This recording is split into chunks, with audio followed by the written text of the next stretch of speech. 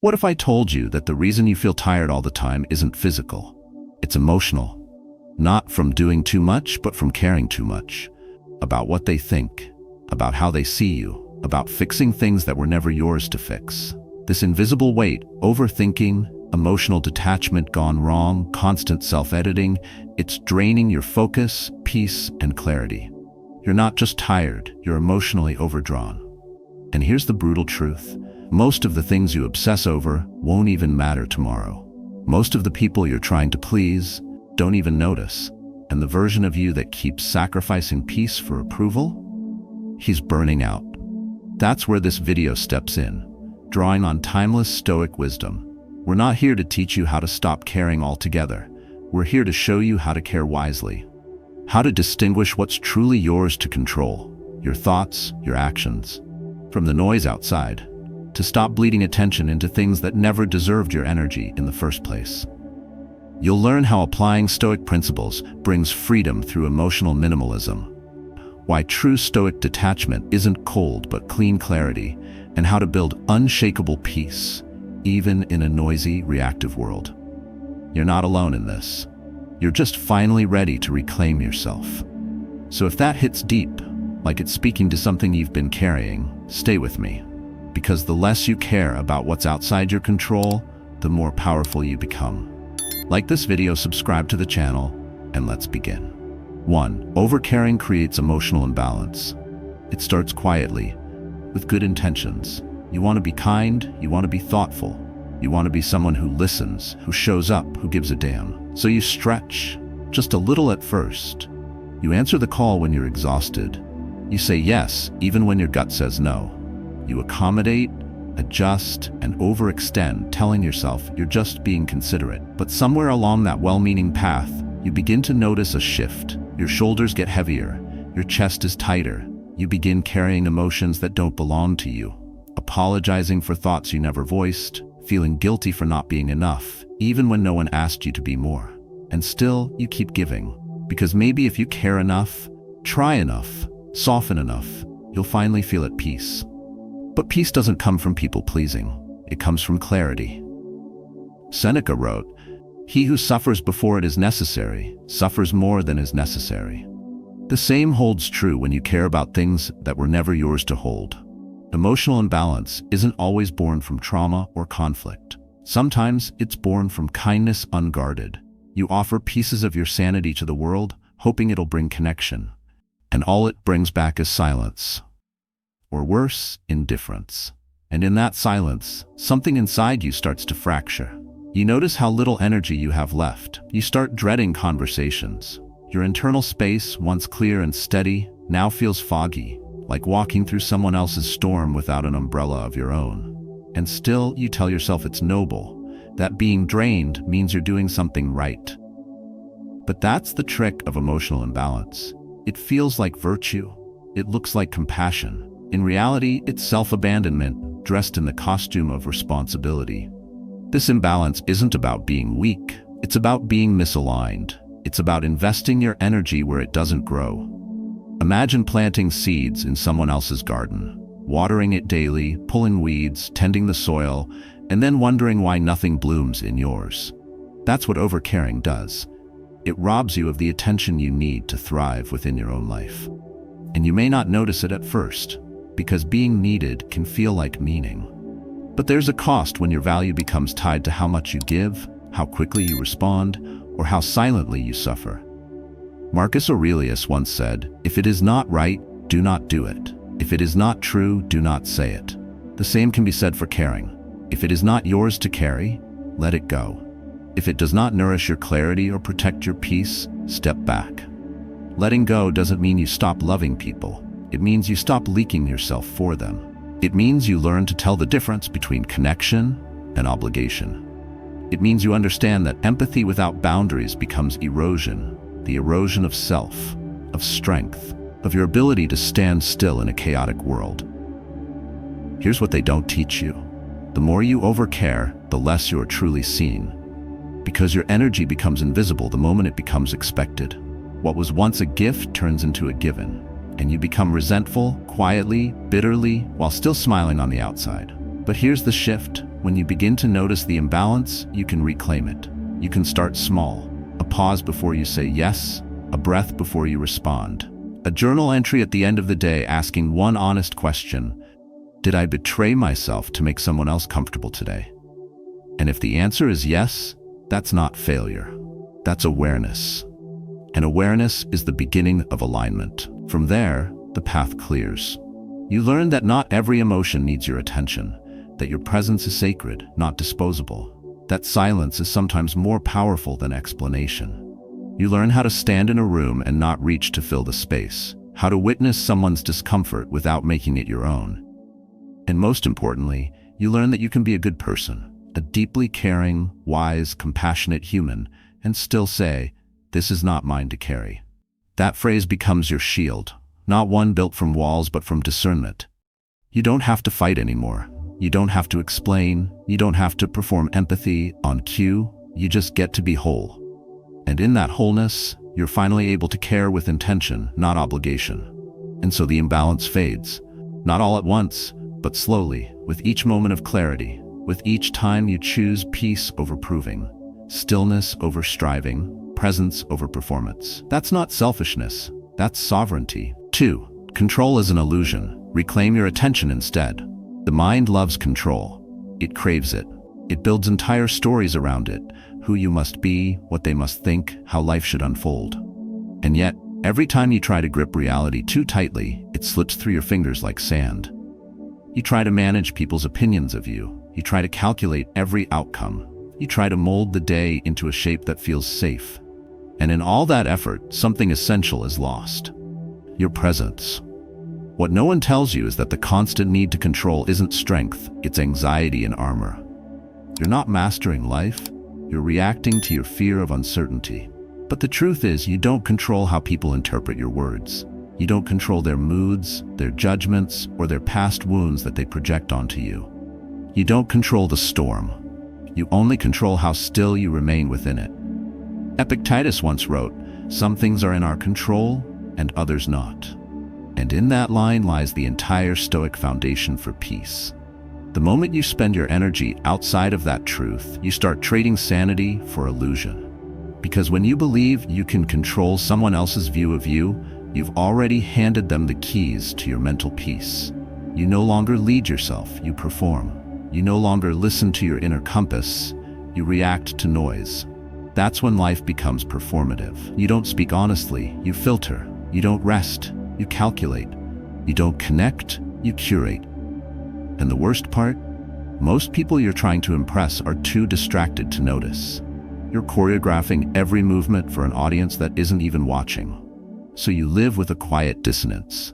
You wake up already editing yourself, already measuring the invisible scales of perception, already anxious about a conversation that hasn't happened. And deep inside, you know something's not right. You feel it in the tension behind your eyes, in the breath that never quite lands in your chest, in the exhaustion that sleep doesn't fix. But peace begins when you take your attention back, not from others, from illusions. You start by accepting this one truth. You don't need to control the outcome. You only need to control your input, your integrity, your clarity, your presence. And when you do that, something shifts. People's opinions lose their grip. Their silence no longer equals rejection. Their chaos no longer triggers yours. The Stoics taught that our opinions about events, not the events themselves, cause our suffering. Marcus Aurelius echoed this when he said, "You have power over your mind, not outside events. Realize this, and you will find strength." That's not philosophy. That's a survival skill for a noisy world. You reclaim attention by noticing where it leaks. How often are you checking for validation in someone's tone? How quickly do you scan for approval in a room? How many thoughts per day are shaped not by truth, but by the fear of being misunderstood? And what would change if you stopped? Not everything needs a response. Not every silence needs to be filled. Not every moment needs to be turned into a performance. The truth is, the more you simplify what you focus on, the more profound your experience of life becomes. Imagine your attention as currency. Every time you invest it in what's outside your control, you're spending on a market that never pays back. But when you invest it inward, into clarity, into values, into presence, it compounds, and the interest it yields is peace. This isn't detachment from life. This is recalibration with it. You learn to walk into a room without the need to dominate it. You speak, not to win, but to express what's real. You breathe, not to calm others, but to anchor yourself. And slowly you begin to taste the freedom of letting go. Not of responsibility, but of emotional overreach. Peace doesn't come from getting everything right. It comes from not needing everything to go your way in order to be okay. You'll still care, you'll still act, you'll still engage. But now it's from a place of stillness, not from a frantic scramble to fix the uncontrollable. And that, perhaps, is the greatest freedom of all. When you no longer seek to bend the world to your will, but learn to walk through it with steady eyes, unshaken by its noise, unmoved by its chaos, unhooked from the illusions that once defined your worth. Your peace was never about their approval. It was about where you chose to look. And now, you remember, the only dial you ever had your hand on was your own attention. 3. Emotional minimalism is powerful. He used to answer every message within minutes. Always polite, always composed, always available. Work emails at midnight, group chats that never ended, even that vague late-night text from an old friend. He responded to all of it. And not just with words, with emotional energy, with attention, with effort. His phone was never on silent, but his mind never rested. On the surface, he seemed dependable, even admirable. But if you looked closer, you'd see it. The quiet fatigue in his eyes, the weight in his breath, the way he hesitated before opening a message, like bracing for a wave that never stopped crashing. His name was David. I remember the day he stopped. It wasn't a breakdown, it wasn't drama, it was a pause. Long, still, unfamiliar.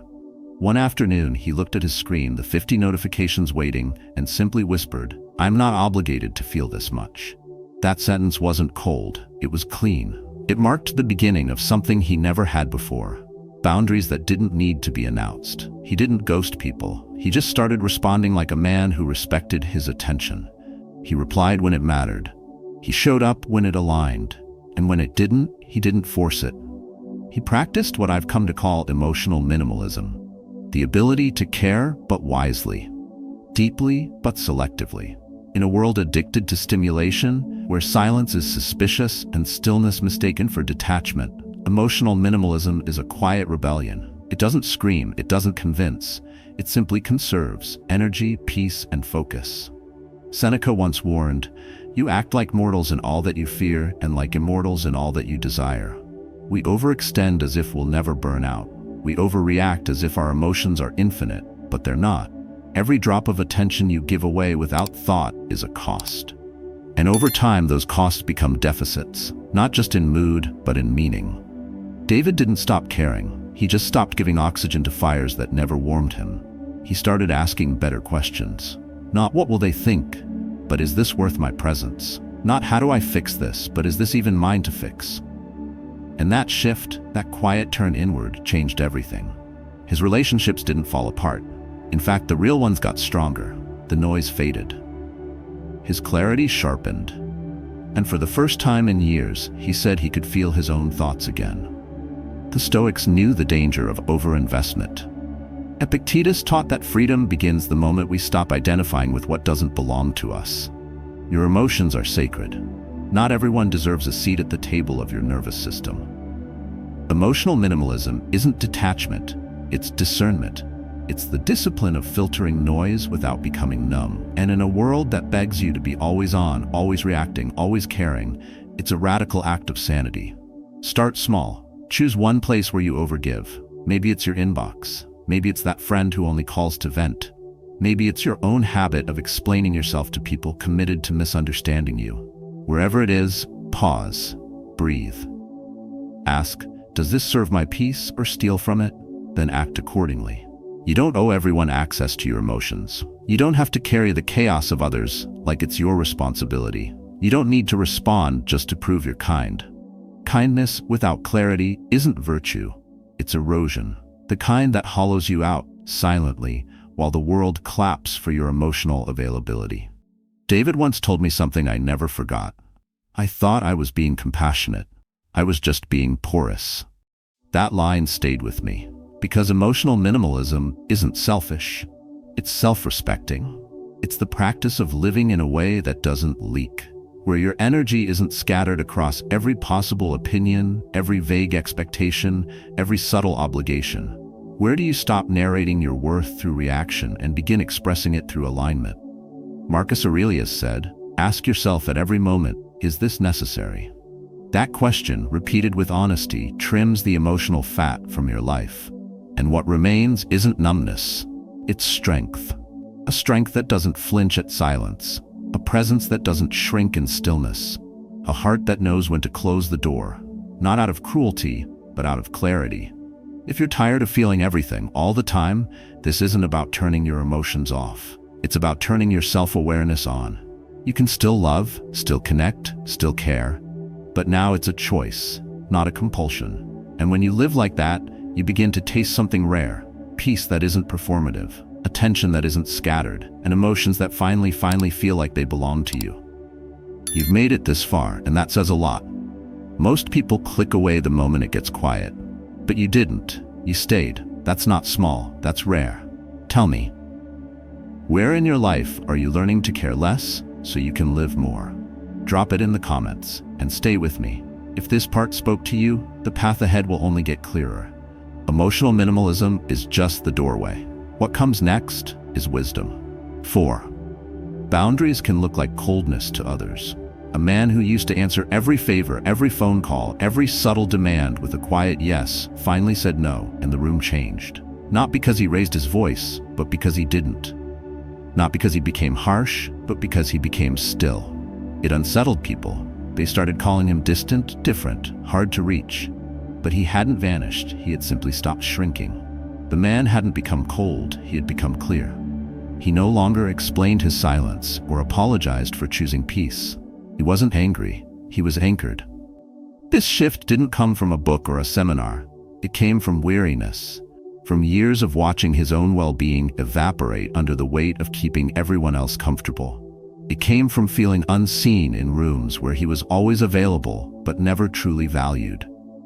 And one day, standing in the middle of another conversation he didn't want to be in, nodding at words that meant nothing, he realized his presence had become a default setting for people who never earned it. That's when he stepped back, not to punish, but to protect. Marcus Aurelius wrote, "Never esteem anything as of advantage to you that will make you break your word or lose your self-respect." For years, this man had done both, not through betrayal, but through the absence of boundaries. He had bent so often, he forgot he was allowed to stand. And when he finally did, they called it cold. But it wasn't. It was calibration, a return to self-respect after a long season of self-abandonment. The world often misunderstands boundaries as rejection, especially from someone who once made themselves emotionally available on demand. But Stoicism doesn't teach disconnection. It teaches discernment. It teaches that we are not morally obligated to make ourselves endlessly accessible. It teaches that peace requires structure, and structure requires lines that say, "This is where I end, and you begin." That line, when drawn with stillness and certainty, unsettles those who relied on your availability to avoid facing their own discomfort. The man in this story didn't stop caring. He just stopped carrying what wasn't his.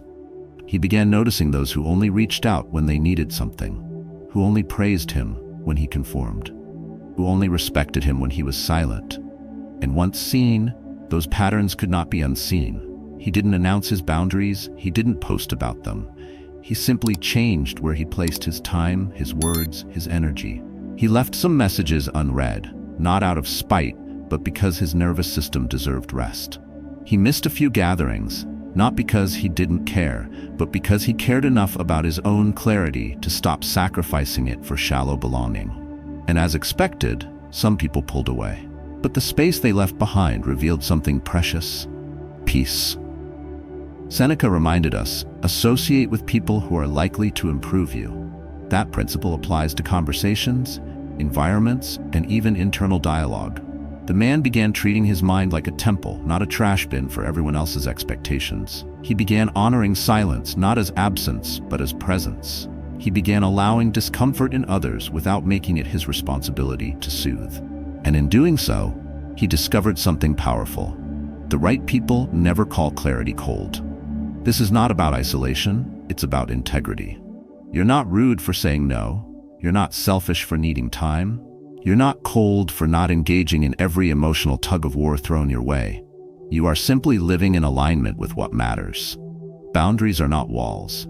They are the architecture of inner peace. And if someone sees your strength and calls it distance, that tells you more about their relationship with your availability than your humanity. Stoic philosophy reminds us that we are not here to be understood by everyone. We are here to live in accordance with virtue, with reason, with presence, with courage. Setting boundaries is one of the highest acts of emotional courage, because it says, I will not sacrifice my sanity to maintain a version of me that keeps others unchallenged. If you're afraid people will pull away when you draw the line, let them. Not to prove a point, but to preserve your peace. The ones who truly value you won't be offended by your need for balance. They'll respect it. And in that space of reduced noise, you'll hear your own thoughts again. You'll realize how long it's been since you've moved through the world without negotiating your energy at every step. The man in this story didn't become cold. He just stopped being emotionally available by default. And in that choice, he found warmth that didn't come from applause. It came from within. 5. The real shift, observing over reacting.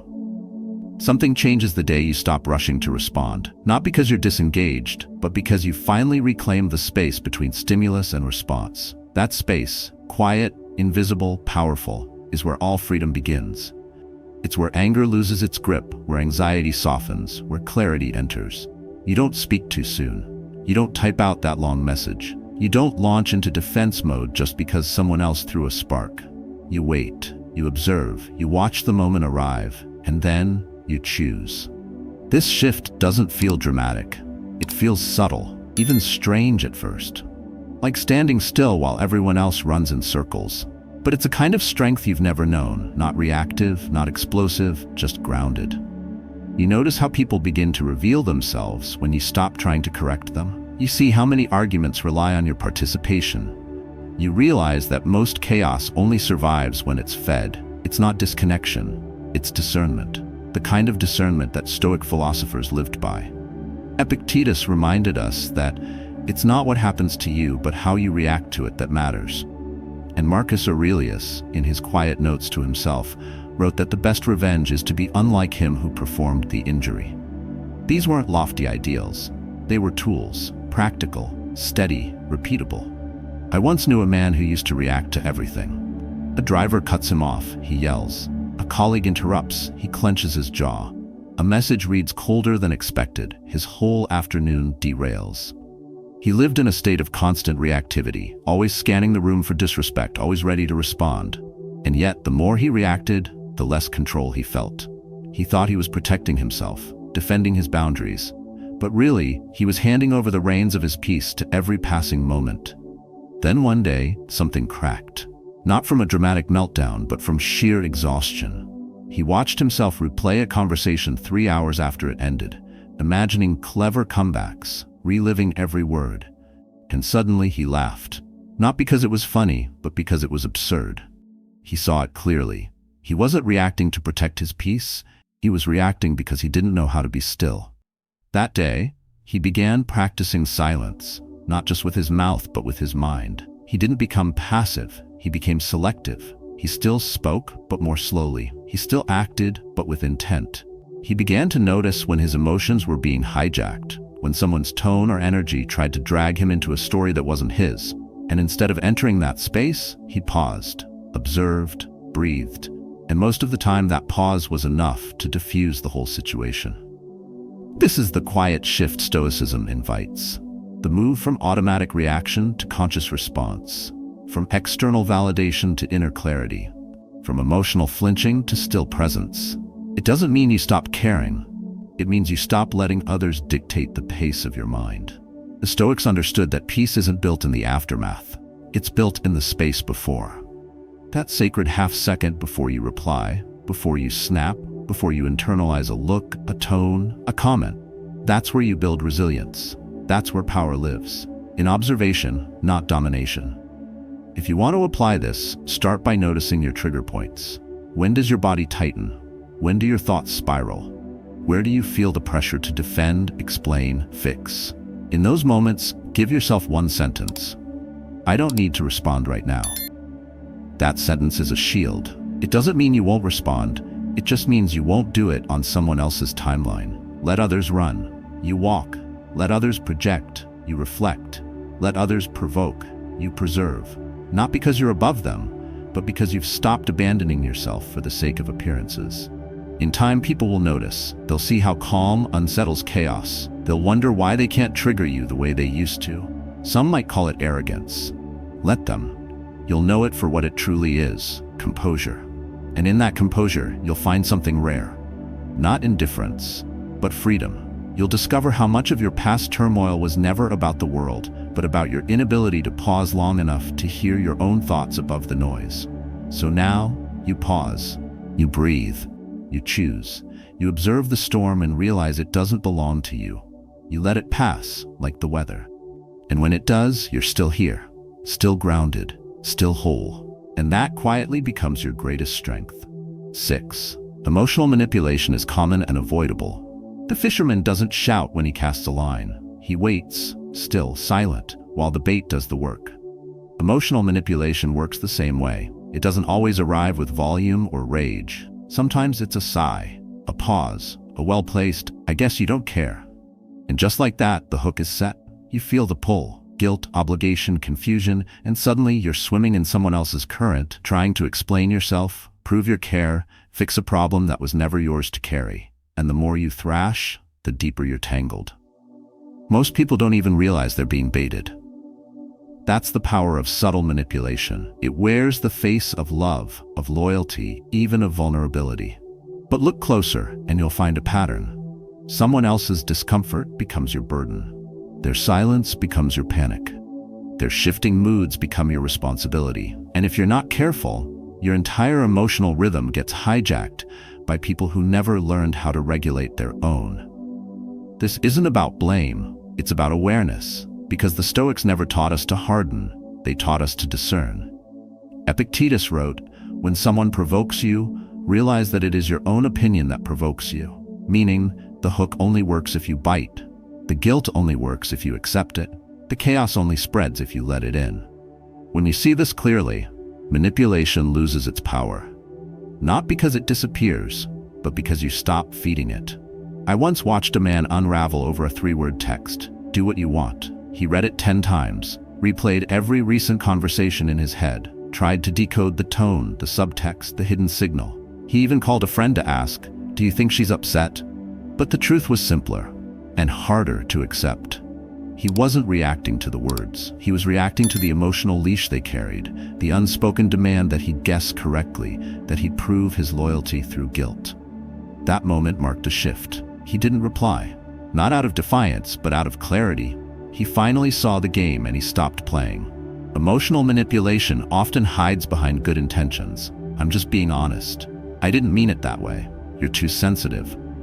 These aren't always lies, but they're often shields. Shields that protect someone's inability to own their own emotions, while shifting the burden to you. But your peace is not a negotiation tool.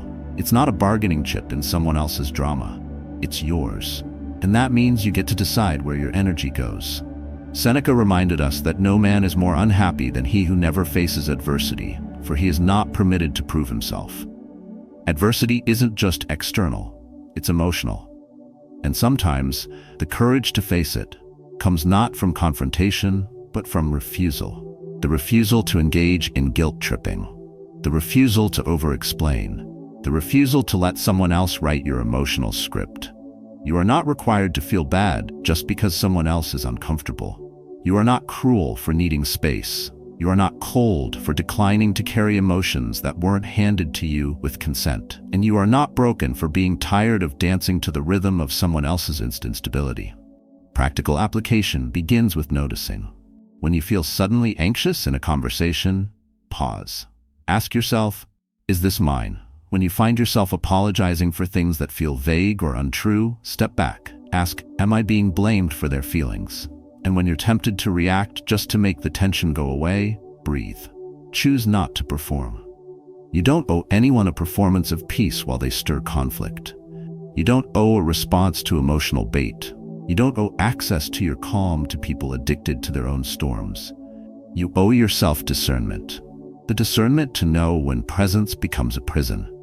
The strength to leave a narrative that demands your exhaustion. And the courage to say no, not with anger, but with stillness. This is not detachment. This is sovereignty. The kind Marcus Aurelius practiced when he wrote, "If someone is able to show me that what I think or do is not right, I will happily change. But that person must convince me, not by shouting, but by reason." This is what emotional maturity looks like. Clarity without cruelty. Boundaries without bitterness. Strength without spectacle. And when you begin living from that space, manipulation no longer finds purchase. It slips, it fizzles, it fades. Because you are no longer playing the role they wrote for you. You are no longer their mirror. You are your own anchor. And in that quiet stance, you become unshakable. Not because you win, but because you no longer need to play. 7. Detachment isn't cold, it's clean. Imagine standing in the middle of a crowded marketplace. Voices shouting, offers flying, people pulling at your sleeves, demanding attention. That's what your mind becomes when you let every opinion, every expectation, every emotion from the outside world take root inside. You become cluttered, not from things, but from noise. You carry weight you can't name. You respond to signals that were never meant for you. And when you finally begin to detach, to step back, to reclaim your inner silence, the world doesn't understand.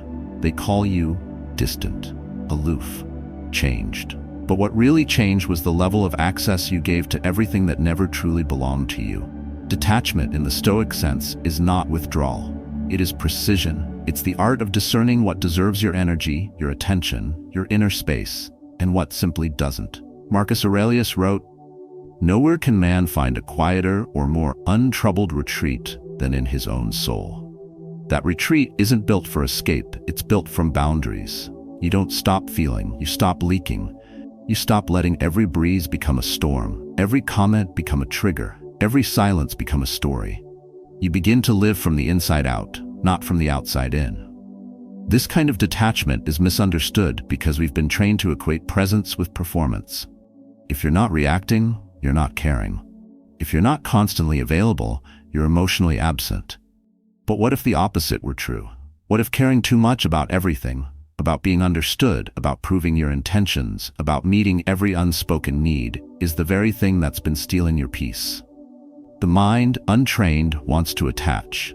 It wants to identify with every narrative, every opinion, every glance. But the soul, the deeper part, seeks stillness.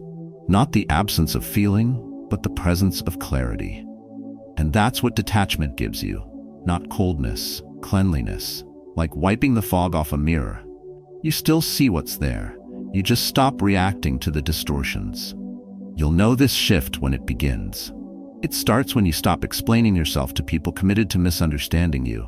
When you stop chasing closure from conversations that only echo your own absence. When you can hear a criticism, feel the sting, but choose not to carry it. That's not indifference. That's sovereignty. That's the space where you begin to recognize that not every battle is yours. Not every conflict requires your entry, and not every invitation deserves your RSVP. Some will call this detachment a form of numbness. Let them. They are mistaking your silence for lack of care. But silence, when intentional, is not absence, it is alignment. You are no longer reacting for validation. You are no longer available for unnecessary tension. You are no longer participating in stories that keep you small. And in that quiet refusal, you find power. The Stoics understood this deeply. Epictetus reminded his students that our suffering stems not from events, but from our attachment to them. When something happens, the only thing in your power is your attitude toward it. Detachment sharpens that attitude. It strips away the dramatics, the false urgency, the emotional taxation we once paid without question.